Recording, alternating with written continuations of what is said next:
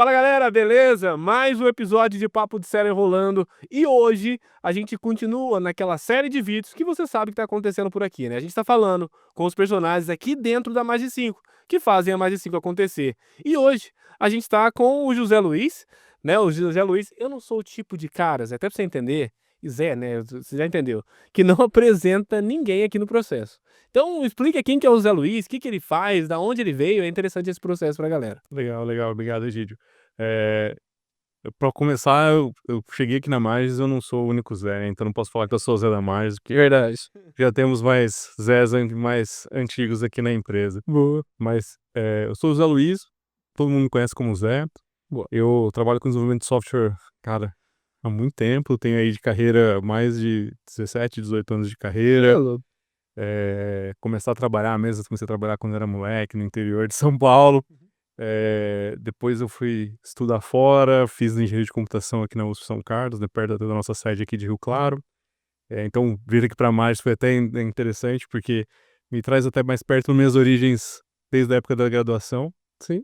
Então, eu sou o Zé, eu vim aqui para Magis para liderar o time de tecnologia, né? Eu cheguei aqui em março do ano passado, com a missão de ajudar a gente a escalar nosso time de tecnologia para um patamar maior do que a gente está hoje, né? Levar a Magis para um patamar de receita maior, para um patamar de faturamento, com crescimento, criando um time de alta performance para a gente conseguir alçar voos maiores ainda do que a gente já tem. Top. E Zé, voltando um pouco lá atrás, eu queria que você explicasse pra galera da onde veio o teu interesse por tecnologia e ainda mais longe. A gente sabe que liderar é complicado. Sim. Além do interesse em tecnologia, pra onde veio o interesse de liderar um time de tecnologia, sabe? Legal, legal.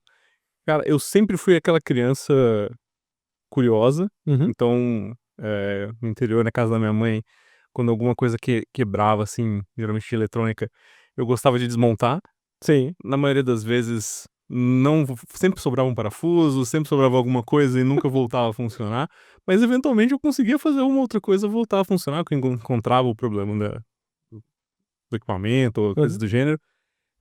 Então eu sempre gostei muito dessa área de tecnologia, eu sempre gostei muito, aquele menino do computador, né, quando eu já era criança. Na minha época, quando eu comecei a mexer, ainda existia até curso de computação, né, você fazia curso da Microlins. Hoje, cara, Digitação.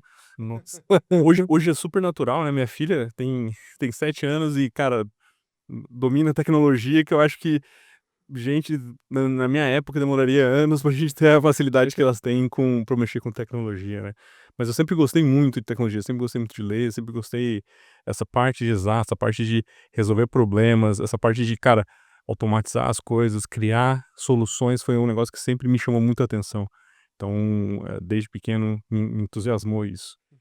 E, cara, ao longo da minha carreira eu sempre fui, sempre sendo uma pessoa técnica, mas eu sempre gostei dessa parte de liderança, porque liderança, na verdade, é como a gente potencializa as pessoas para Top. os resultados, é como a gente multiplica, né, pra gente ter resultado. Na liderança a gente nunca pode ser uma pessoa ou alguém que vai diminuir ou quebrar ou dividir as pessoas, né. A gente sempre tem que conseguir identificar os potenciais das pessoas e conseguir fazer com que esses potenciais possam crescer e possam, Uhum.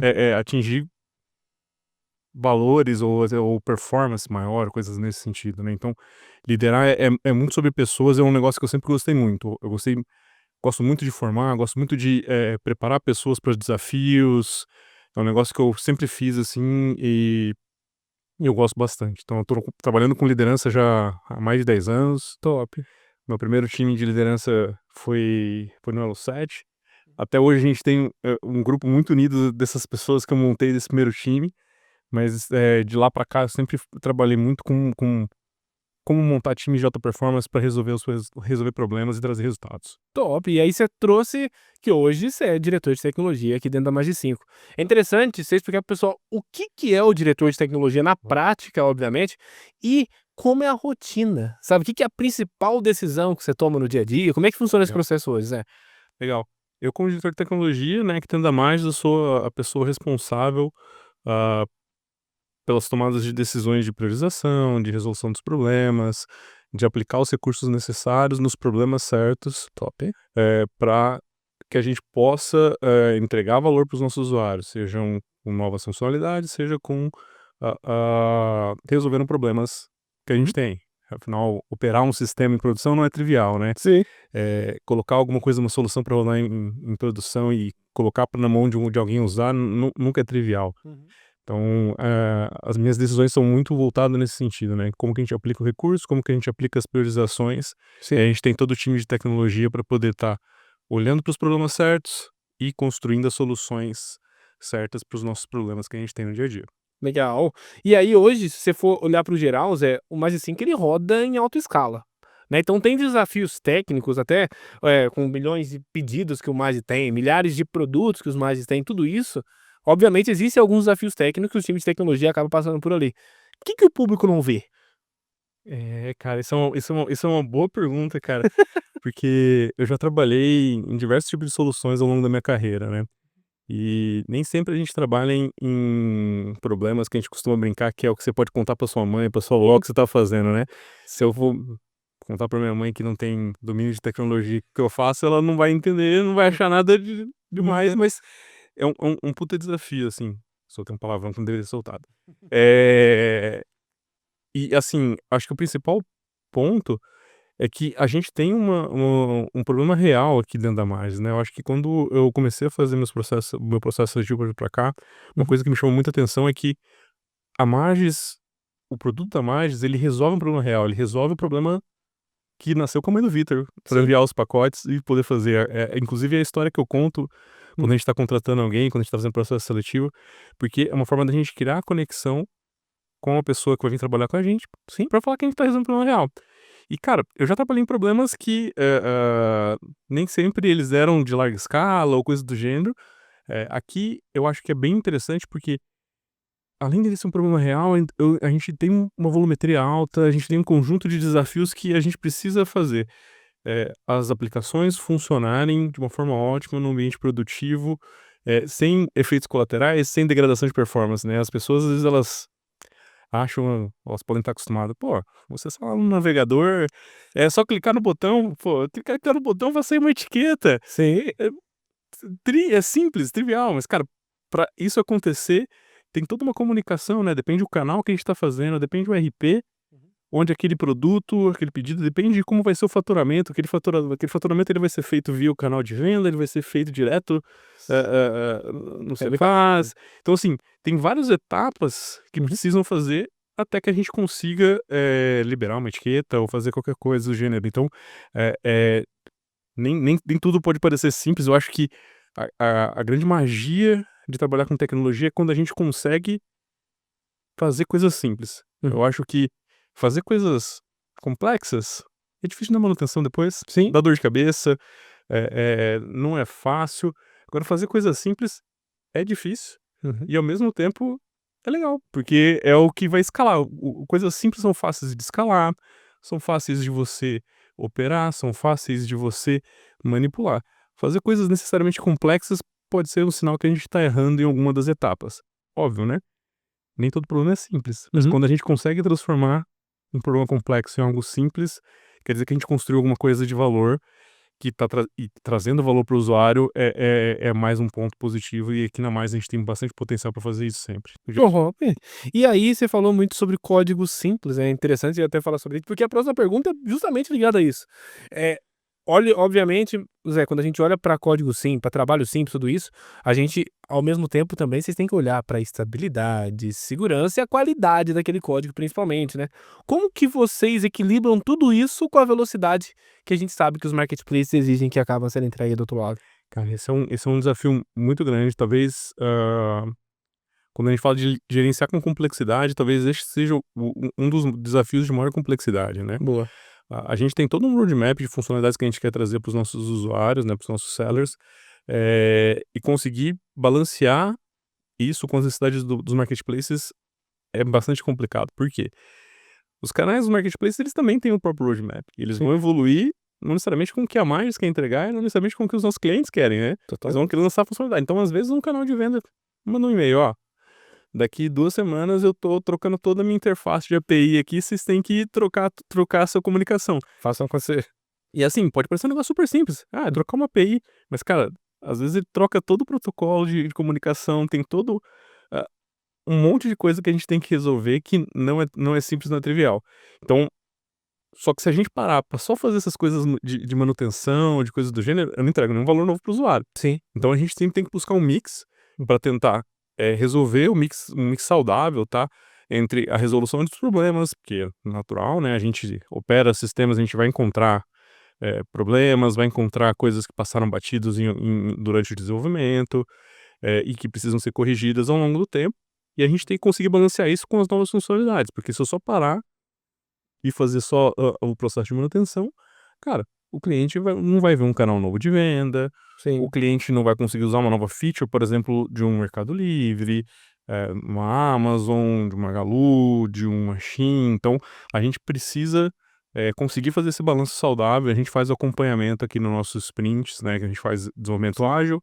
A gente, acompanha um balanço entre manutenção e evolução, né, quanto que a gente acabou gastando dentro do time para correção de bugs, incidentes, correções de vulnerabilidades de segurança e coisas nesse sentido, e evolução para poder trazer novas coisas para os nossos Top, usuários. top, ficou muito claro. Eu acho que você trazendo essa percepção, a gente consegue também olhar, para o time agora, né. Você falou sobre essa divisão do time, eu imagino, acho que quem está assistindo principalmente, que lidera e-commerce, que lidera até tecnologia, acaba tendo essa dúvida, né. Como que o time de tecnologia hoje se organiza? E mais que isso, Zé, além dessa organização que a gente conversou, o que que o Zé busca quando ele tá trazendo alguém para o time? O que que brilha teus olhos, sabe? Legal.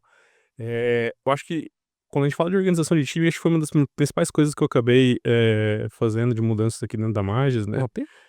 A gente antes tinha uma organização que era, não vou falar que é uma organização, não existe uma organização certa ou errada, né, Uhum. mas era uma organização que focava basicamente em um time só em correção de bugs e um focado mais em evolução/inovação. Isso acaba tendo alguns efeitos colaterais, né, a carga cognitiva da pessoa que tá dentro do time acaba sendo muito alta, né, a pessoa precisa conhecer com detalhe tudo sobre tudo, né.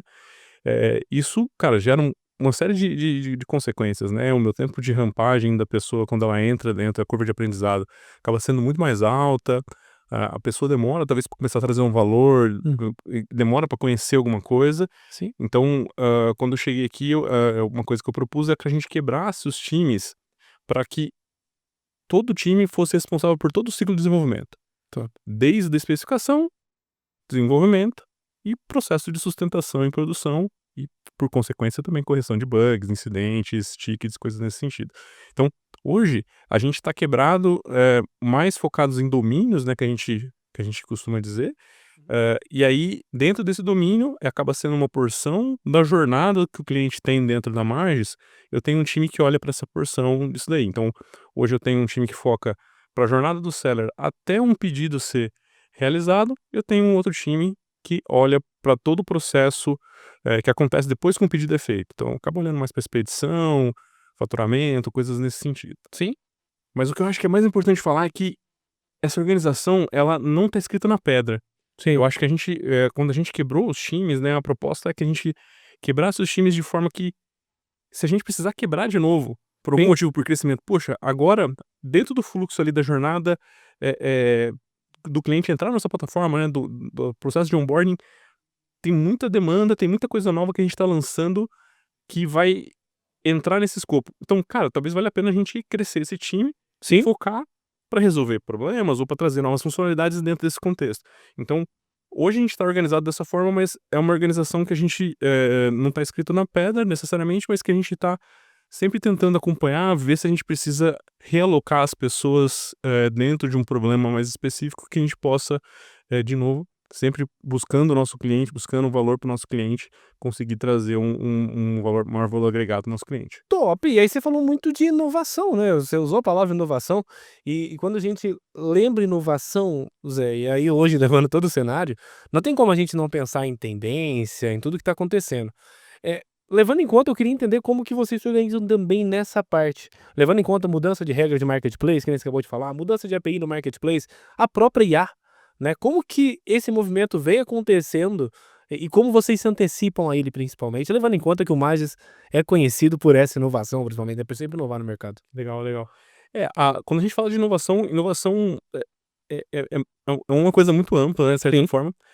Mas eu acho que o principal ponto é a gente conseguir trabalhar o desenvolvimento da Magis como um desenvolvimento de produto, né? Uhum. E testar hipótese, conseguir conversar com o cliente, entender o que o cliente está precisando, porque às vezes um cliente específico pode precisar de uma coisa e entrar em contato com a gente. Sim. E beleza, a gente vai escutar, conversar com o cliente, mas a gente tem que conseguir maximizar isso. Porque imagina, por exemplo, que a gente tem uma funcionalidade que vai atender um único cliente.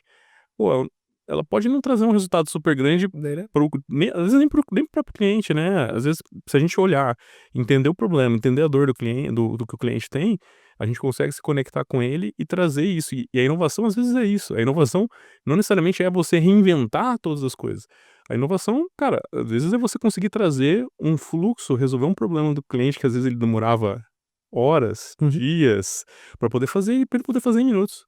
Uhum. Pensa na expedição da Mars, por exemplo. Sim. Cara, se você tivesse que fazer isso fisicamente, você ia ter que fazer separação, o picking, empacotar, fazer emissão da nota fiscal, imprimir, colar. Cara, o Mars, você faz o checkout, você clica no botãozinho, cai de Sim. minutos para segundos. Então, isso é inovação. Acho que a inovação é muito ligado com trazer o valor para o usuário e conseguir impactar a vida dos nossos sellers, dos nossos clientes. Legal. E aí, Zé, eu queria entender de você também, usando isso tudo, qual que é a stack ou tecnologia, levando em conta esse termo de inovação, que mais vai brilhar no teus olhos e que talvez pode mudar, né? Levando em conta que você é diretor de tecnologia, o mais de 5 nos próximos anos, sabe? Cara, isso é uma boa pergunta, assim, uma coisa que eu gosto muito de falar para as pessoas também, né, Hum.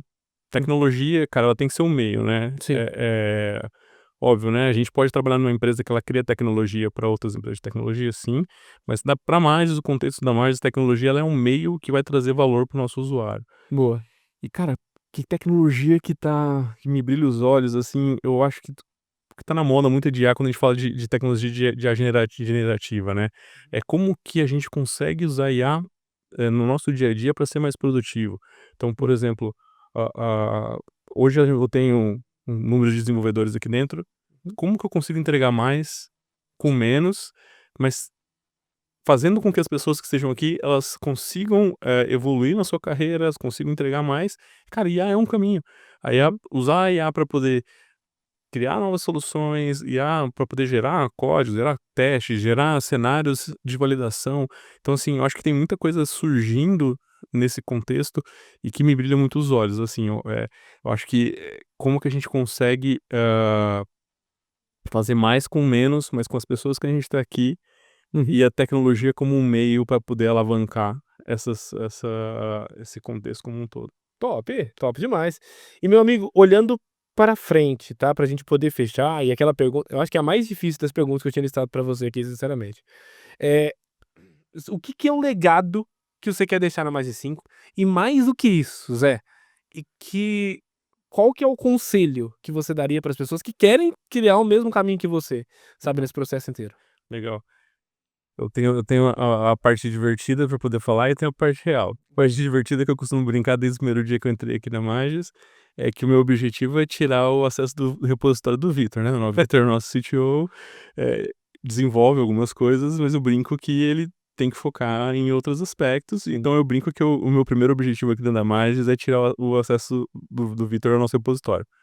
Fiz isso? Não, ainda não. Infelizmente eu ainda não finalizei essa etapa, mas, eu acho que o grande legado que eu gostaria de deixar aqui na Mais é construir um time de alta performance que Legal. consiga, resolver problemas dos nossos clientes de uma forma ágil, trazendo um impacto real na vida do nosso cliente, resolvendo isso de uma forma efetiva, com um custo adequado e que a gente possa, cara, ser um time de ponta, entregar soluções que não devem para nenhuma empresa que aparece na mídia, que tem aí Top. seus números super grandes aí no mercado e transformar a Magis numa empresa de primeiro nível. Sim, e aí, o que que você daria de de dica para as pessoas que querem seguir o mesmo caminho que você? Cara, eu acho que a gente nunca pode parar de estudar e aprender. Eu acho que a gente, tem que sempre continuar sendo um eterno aprendiz, né.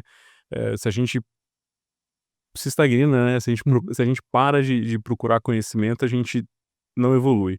Então, eu acho que buscar conhecimento é importante sempre, Uhum. e depois disso buscar como que você multiplica esse conhecimento. Top. Porque quando você multiplica o conhecimento, depois você vai passar isso para frente, você vai estar preparando novas pessoas para poder fazer o que você está fazendo e você multiplicar isso é liderança, né? Como que você multiplica pessoas, como que você faz com que as pessoas elas potencializam o resultado delas e às vezes não é uma característica que eu tenho forte, mas você encontrar um potencial das pessoas Boa.